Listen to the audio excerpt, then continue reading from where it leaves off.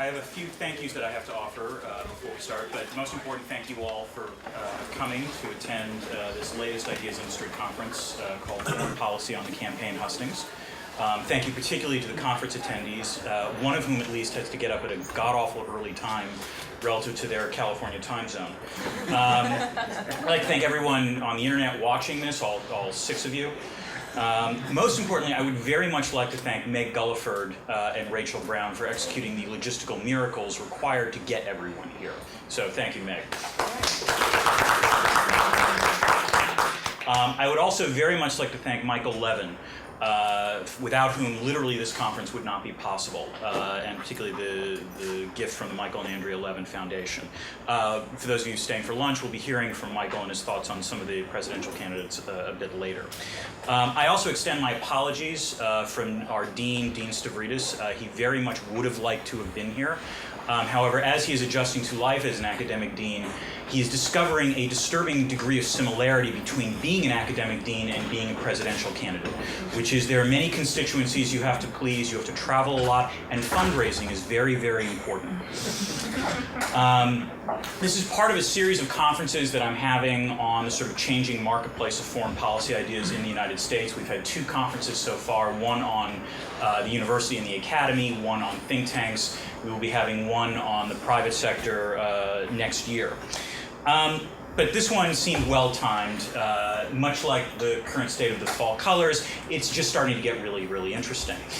And in some ways, foreign policy and presidential campaigns can be like oil and water.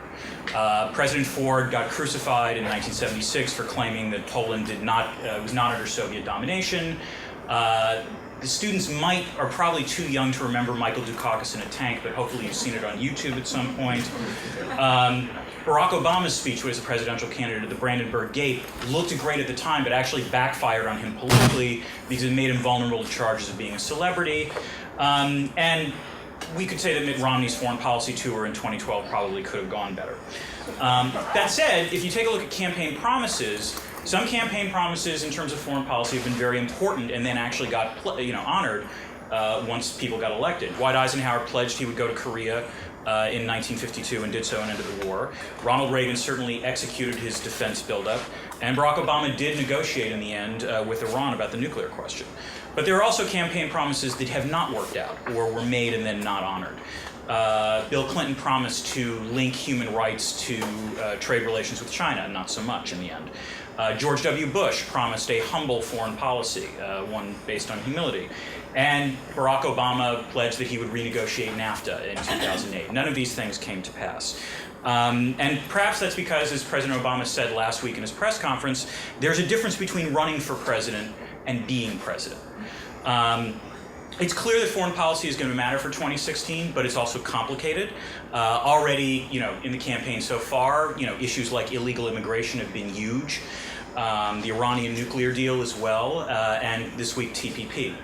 And as we'll hear from the next panel as soon as I shut up, the public is somewhat split on the salience of foreign policy issues in the campaign. There also seems to be apparently an appetite for political novices this year, which is great, except at the same time when you poll Americans on foreign policy, it seems clear that they want someone that actually has some degree of gravitas when it comes to foreign policy. So that suggests some at least mild schizophrenia. And furthermore, we have no idea, particularly me as an academic, how this looks within the sort of hurly-burly of a presidential campaign. And we can only imagine what the rest of the world thinks. So, to get a better sense of what's going on, we've assembled a very fine degree of pollsters, journalists, policy practitioners, and I've even allowed a few academics to come and speak. So with that, we shall begin, and thank you very much, and I will now hand it off to Liz Mayer, who is chairing the first panel. Liz, the floor is yours.